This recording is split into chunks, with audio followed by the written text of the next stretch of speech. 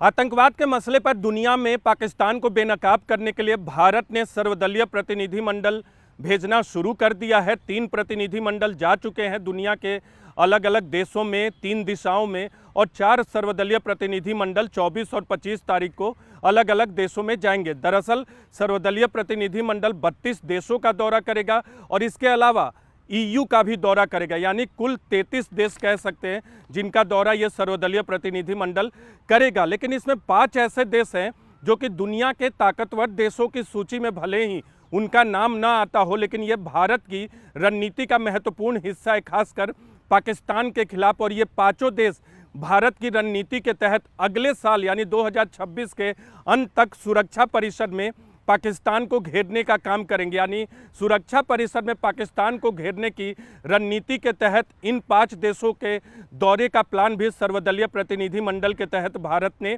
किया है। इन 5 देशों के नाम हैं Latvia, Congo, democratic Republic of Congo भी इसे कहते हैं, बहरीन, लाइबेरिया और कोलंबिया।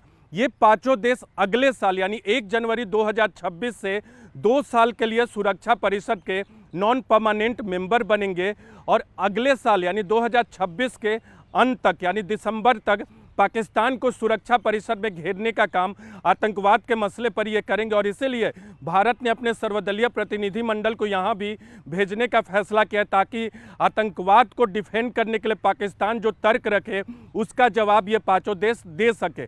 दरअसल मौजूदा में पाकिस्तान भी सुरक्षा परिषद का अस्थायी सदस्य है और 2026 के अंत तक पाकिस्तान सुरक्षा परिषद का अस्थायी सदस्य रहेगा। और तब तक के लिए भारत ने एक ऐसी रणनीति बनाई है जिसके तहत 5 देशों में भी सर्वदलीय प्रतिनिधिमंडल भेजने का फैसला किया गया है। आपको बताना चाहेंगे कि सुरक्षा परिषद में 15 कुल सदस्य होते हैं, 5 परमानेंट और 10 नॉन परमानेंट। 10 में से 8 नॉन परमानेंट मेंबर्स देशों में भारत ने अपना सर्वदलीय प्रतिनिधिमंडल भी भेजने का फैसला किया है, जिनमें Algeria, Guyana, Korea, Sierra Leone, Slovenia, Denmark, Greece, Panama में भारत का प्रतिनिधिमंडल जाएगा। तो ये महत्वपूर्ण देश है, सुरक्षा परिषद के अस्थायी देश हैं। लेकिन पाकिस्तान जिसके खिलाफ भारत की ये मुहिम है मौजूदा में अस्थायी सदस्य है, वहाँ कोई प्रतिनिधिमंडल दौरा नहीं करेगा।